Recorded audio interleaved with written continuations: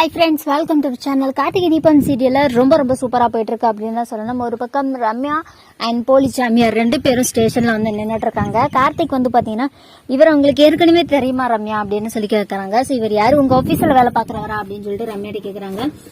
ரம்யாவுக்கு வந்து பார்த்தீங்கன்னா என்ன சொல்கிறேன்னு தெரில. இல்லை கார்த்தி, இவர் எனக்கு தெரிஞ்சவர் அப்படின்னு சொல்லிட்டு ரம்யா சொல்கிறாங்க. சரி, ஓகே. அப்புறம் கார்த்திக் இவர்கிட்ட பேசிட்டு இருக்கும்போது தீபா கால் பண்ணிடுறாங்க. தீபா வந்துட்டு கால் பண்ணிட்டு, தீபா அந்த சாமியார் பத்தின டீட்டெயில்ஸ் எதனாச்சும் உங்களுக்கு தெரியுமா, அவருடைய போட்டோ அந்த மாதிரி ஏதாச்சும் இருக்கா அப்படின்னு சொல்லி கேட்குறாரு. அண்ட் அந்த டைமிங்ல வந்து பாத்தீங்கன்னா போலிச்சாமியாருக்கு டக்குன்னு ஸ்ட்ரக் ஆகுது. ஐயோ, தீபாவா? அப்போ இவன் தான் அந்த பொண்ணோட ஹஸ்பண்டா?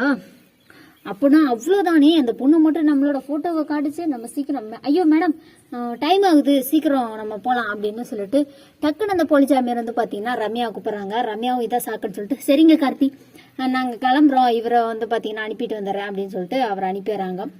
அதுக்கப்புறம் அவர் போகிற வரைக்குமே திரும்பி அந்த போலிச்சாமியார் கார்த்தியை பார்த்துட்டே போகிறாரு. இதை ராஜா நோட் பண்ணுறாரு. இந்த ஆள் ஏன் கார்த்தியை திருப்பி பார்த்துட்டே போகிறாரு, என்ன இந்த ஆளுக்கு அப்படின்னு சொல்லி நினச்சிட்டு இருக்காரு நம்ம ராஜா. அண்ட் நெக்ஸ்ட் ஆஃப் ஆல் என்ன நடக்குது அப்படின்னு பார்த்தீங்கன்னா, அபிராமியை வீட்டுக்கு அழைச்சிட்டு வந்துடுறாங்க. அபிராமி வந்து பார்த்தீங்கன்னா தீபா ஆரத்தி எடுத்து வீட்டுக்குள்ளார அழைச்சிட்டு போகிறாங்க.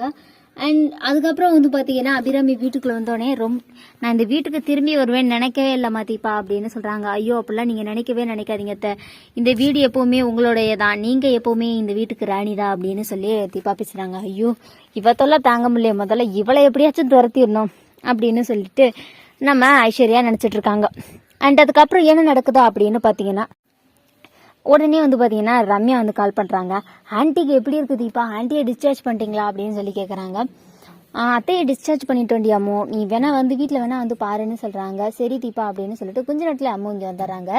இதெல்லாம் பார்த்தோன்னே மீனாட்சிக்கு மைத்திரிக்கும் பயங்கர காண்டாகுது. இவ எதுக்காக இங்கே வரணும், இவ எதுக்காக தீபாவை சுற்றி வந்துட்டு இருக்கா? நார்மலாக ஒரு ஃப்ரெண்டுனா அடிக்கடி வரமாட்டாளே, ஆனால் இவ அடிக்கடி வரா. இவகிட்ட ஏதோ விஷயம் இருக்குது மீனாட்சி, இவளை நம்ம கொஞ்சம் கேர்ஃபுல்லாக தான் பார்த்துக்கணும் அப்படின்னு சொல்கிறாங்க. ஆமாக்கா, கரெக்டு தான் நீங்கள் சொல்கிறது அப்படின்னு சொல்லிட்டு மீனாட்சி சொல்லிட்டு இருக்காங்க. அண்ட் அதுக்கப்புறம் என்ன நடக்குதா அப்படின்னா, நம்ம தீபா வந்துட்டு கார்த்திக் வந்துட்டு கல்யாணத்துக்கு ஏற்பாடு பண்ணிட்டு இருக்காரு. தீபாவுக்கும் கார்த்திக்கும் பாட்டி எல்லாருக்கும் இன்வைட் பண்ணணும் அப்படின்னு சொல்லிட்டு அபிராமியும் சொல்றாங்க. சரிங்கம்மா, நீங்க ஆசைப்படுற மாதிரியே இந்த கல்யாணத்தை நடத்திடலாம் அப்படின்னு சொல்லிட்டு இருக்காங்க.